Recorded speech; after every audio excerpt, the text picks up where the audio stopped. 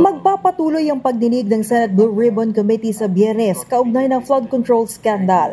At ayon kay Senator Amy Marcos, may natanggap siyang impormasyon na babaliktad daw ang ilang testigo. Sabi ng senadora, tinakot daw ang mga ito pati ang kanilang pamilya. Yung pamilya na tinakot ay kay Guteza, kay Orly Guteza? O basta, yun na yun. Abangan na lang ang susunod na kabanata. Ang mangyayari ngayon, magre-recant ang mga testigo. Panoorin ninyo, sigurado ako dyan.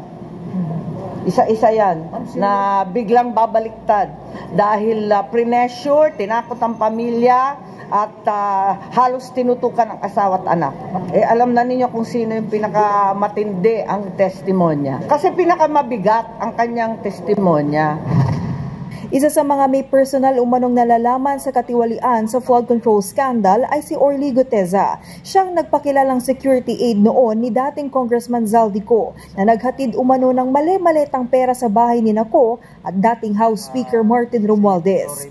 Nagkaroon din ng isyu sa sinumpaang salaysay ni Guteza matapos madiskubreng peke umano ang pirma at notarial seal nito. Nang tanungin kung sino ang nananakot. Yung mga kaya manakot at yung mga takot na sila ang madadali. Sabi rin ni Senator Amy, si Romualdez ang sinasabing VIP witness na haharap dapat sa pagdinig sa Biyernes. Si Senate Blue Ribbon Chairman Ping Lacson ang nagsabing may haharap na VIP witness sa susunod na hearing.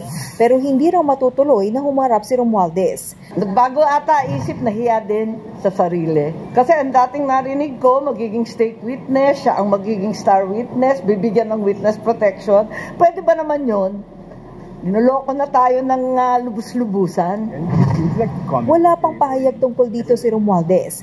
Matatanda ang sinabi ng DOJ na hindi makukonsidera ang state witness si Romualdez dahil hindi naman siya nag-a-apply para rito.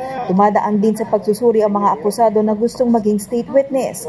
Wala pa ring pahayag si Senate Blue Ribbon Chairman Ping Lacson ukol dito. Nagbabalita